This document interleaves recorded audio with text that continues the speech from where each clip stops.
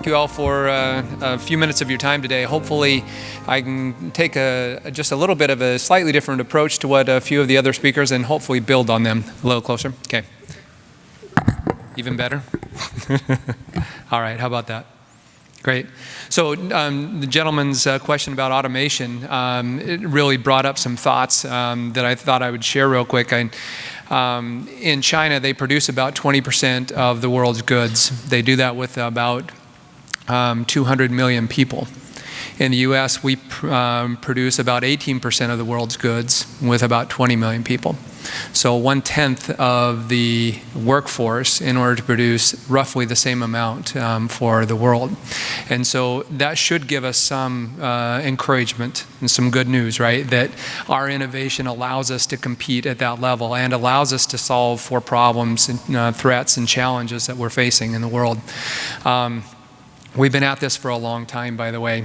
About 10 years ago, we started working on the first supply chain database to connect. Back then, it was the state of Utah. It was built as an economic development tool with the thought and the idea that if we could source local first, then we'd keep more jobs and more dollars in the state. Now we find ourselves in a position 10 years later where our country desperately needs to source local first. We need to keep more jobs and more dollars in our country.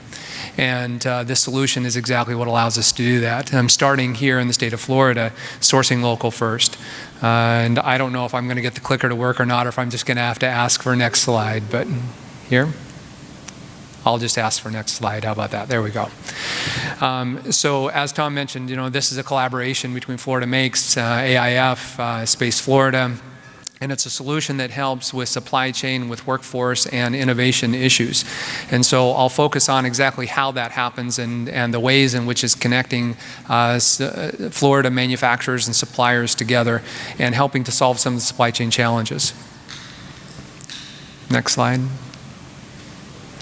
So the first thing when we started to build this, manufacturers told us, they said, we don't have a solution for our country.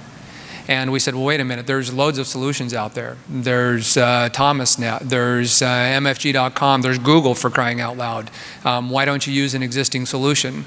And they said, well, wait a minute. You go and try and find all the women-owned plastic injection molding companies in the state and then come back and tell us how effective those solutions are. And that was all we needed to know. Those solutions don't allow us to do that type of searching. We can't search for manufacturing capabilities and find them. In fact, we brought together manufacturers, large, medium, and small manufacturers. We met for 4 months doing workshops to try to figure out exactly what was needed in the solution. And they started to tell us all kinds of things. They said, look, this can't be a government solution, and it can't be an academic solution. Number one, we won't support them. Number two, they don't work. This needs to be an industry solution driven by industry. And that's what we'll support. And you have to be willing to protect the data. You can't just use this as a sales and marketing tool. You turn around and sell the data to someone else. And we listened, we learned, we built. And one of the large manufacturers, actually, toward the end of the workshops we were holding, they were ready to award a $70 million contract outside of the state. And they said their buyers had actually scoured the entire state, couldn't find anyone. We ran one search. 2 miles from their facility was the exact company they were looking for. They had the right certifications, even the right government clearance, actually, for the contract that they were looking for. They just didn't know they existed, which opened our eyes and everyone else's eyes to the fact that we don't really truly understand and see our own capabilities within our country and how desperately we need this solution. So one of the first things they asked for is that we have a solution that allowed them to search and find manufacturers based on those capabilities. So that's what we build as an initial step. Not just the ability to search, but also to be able to filter those search results down to where you can actually find someone who has very specific capabilities based on an NAICS code or an SIC code or a certification. Maybe they have to be ISO certified in order for you to work with them, whatever that happens to be, but be able to narrow down those results and find just those companies who have those correct capabilities and certifications you need in order to do business with them. Can I go to the next slide? By the way, not only do we need to be able to search on those capabilities, but we need to know the companies who actually have cybersecurity clearance. If we're going to make our entire supply chain more secure, we have to be able to identify where our strengths and weaknesses are within our supply chain. So be able to search, but not just search, but also search on very specific criteria. Go ahead and hit to the next slide. Here we are. The other thing is we need to be able to see our supply chain. One of the things that we didn't realize when we started the project was our small, medium-sized manufacturers had zero tools to be able to visualize their supply chain. No visual representation whatsoever. They couldn't see the supply chain. They couldn't see issues or risks that existed in that supply chain. So we built a risk assessment within the supply chain visualization that flags up and allows them to see very quickly. For example, if there happens to be someone in their supply chain who's on a government watch list or blacklist, it immediately flag up and let them see and understand and know that they can take action against it. It'll show them which government watch list or blacklist that they were found on, give you links directly to the site. We're connected to Commerce, State, Treasury, DOD sites. And so that way they could very quickly, without having to take any effort on their part, just by putting their information in, have the tool be able to show them where that vulnerability was. Beyond that, the system is checking constantly for sole supplier risk, relationship risk, financial risk, and we continue to add more to it. We've been working with the Air Force for about 8 years now on their top 9 areas of supply chain risk, and making sure that we have solutions in the platform that will allow our manufacturers to be able to see visually represented in their supply chain visualization graphically where those supply chain vulnerabilities exist, and be able to report that not only to themselves but up the supply chain as well. Go ahead and hit next. And go ahead and hit one more. Sorry. Thank you. Where are we going with it? So beyond this, beyond the ability to search, beyond the ability to be able to assess the risk within the supply chain and have it graphically represented, we're also applying AI technology against supplier real-time assessment. So you can have a real-time assessment against every supplier in your supply chain. You can see a real-time risk assessment in your visualization, so that you know where a company's supply chain, or where the risk is in your supply chain with any company that exists in it. That extends not just to customers, or to suppliers, but also to customers. Let's go ahead and go to the next slide. At the heart of this, it was an economic development tool to begin with, and it remains so. It's all about helping to strengthen and boost the economy of the manufacturing sector, specifically first and foremost. It goes beyond manufacturing in many ways, but we don't have time to get into all that today, but I'll talk about the manufacturing side of it. We also implemented an exchange center which allows our manufacturers to put in an RFQ, an RFP, an RFI, and be able to find exactly the supplier they're looking for. I'll give you a quick example. Northrop Grumman came to us in October of last year. They said, we're looking for, let's see, and I have to remember this right, machine shops who have vertical turning lathes that can mill parts 30 to 80 inches in diameter, that are also DFAR and FAR, or have knowledge of DFAR and FAR, have progress toward their CMMC, that they have an ISO certification, AS9100, and the list was extensive. And they said, we're struggling to find these suppliers. And we said, okay, we can understand that.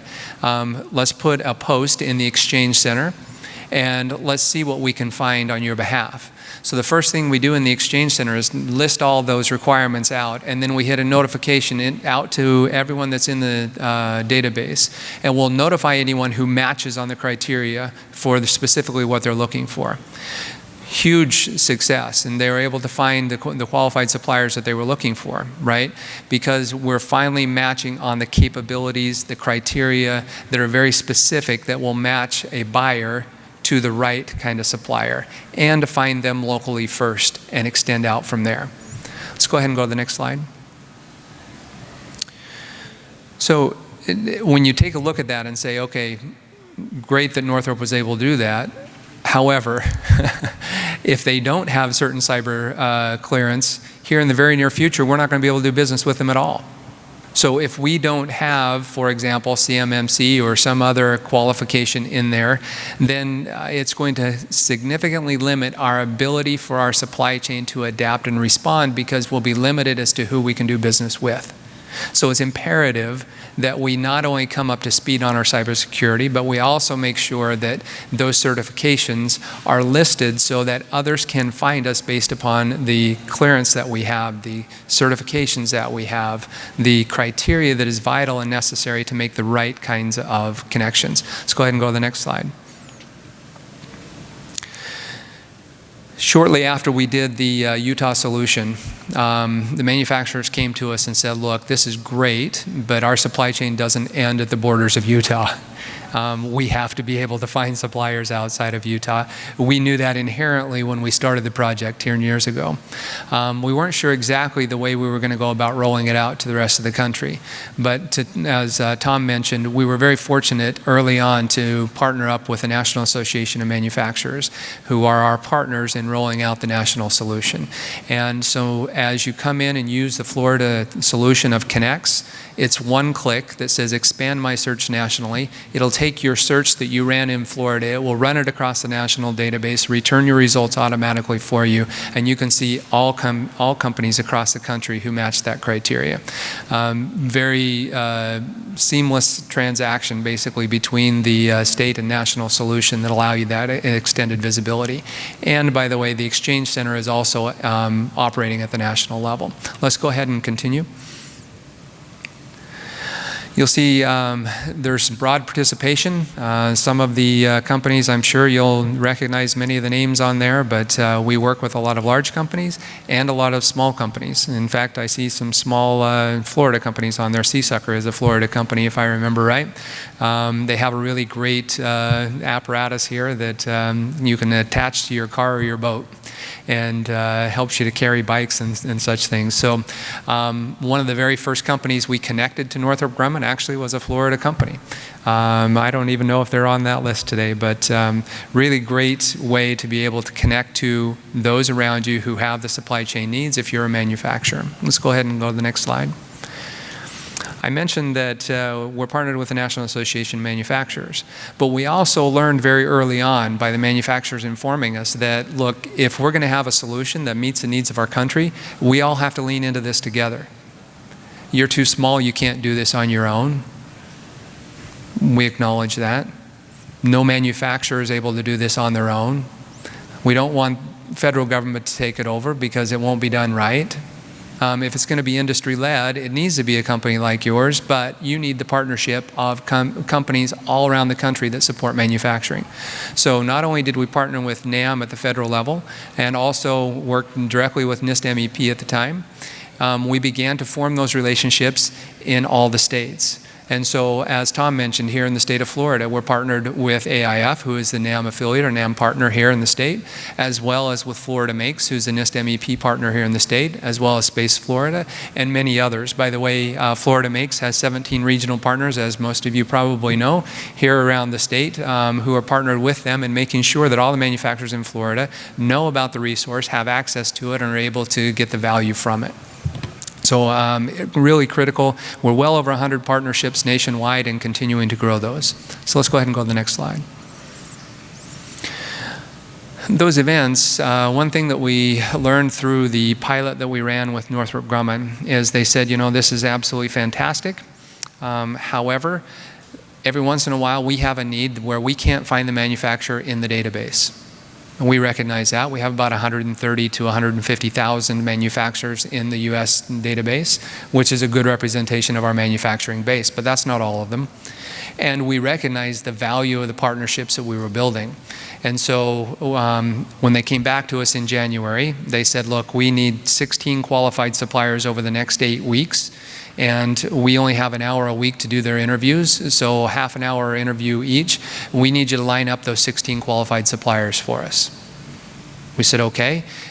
We sent out the notification through the database, and we sent out a notification to all of our partners across the country and said, hey, who do you know that has these capabilities that could deliver this for Northrop Grumman? And can you please encourage them to come into the database and respond that they're capable to the Northrop Grumman post? Which they did. We lined up 16 qualified suppliers over 8 weeks. Northrop Grumman was off the charts excited, saying no one has ever been able to do this for us previously. We only want to do it this way from now on. Can we run all of our stuff through here? And we said yes. And so they've been in the process of training all their suppliers to use the system so that, and not just the system, but the connection event, as they have difficult sourcing needs to find exactly what they're looking for. And so we just continue to line them up. By the way, of those initial 16, 12 of them received an RFQ. and they're in the process of issuing the purchase orders against those. So a tremendous opportunity to connect directly to the supply and demand in the country. Let's go ahead and go to the next slide. There are a lot of training opportunities available on the system. So some of them are delivered here in the state by FloridaMakes. Others we deliver nationally. If you'd like more information about those, I encourage you to stop by the FloridaMakes booth or stop by our booth. Happy to explain or share any more details about the platform.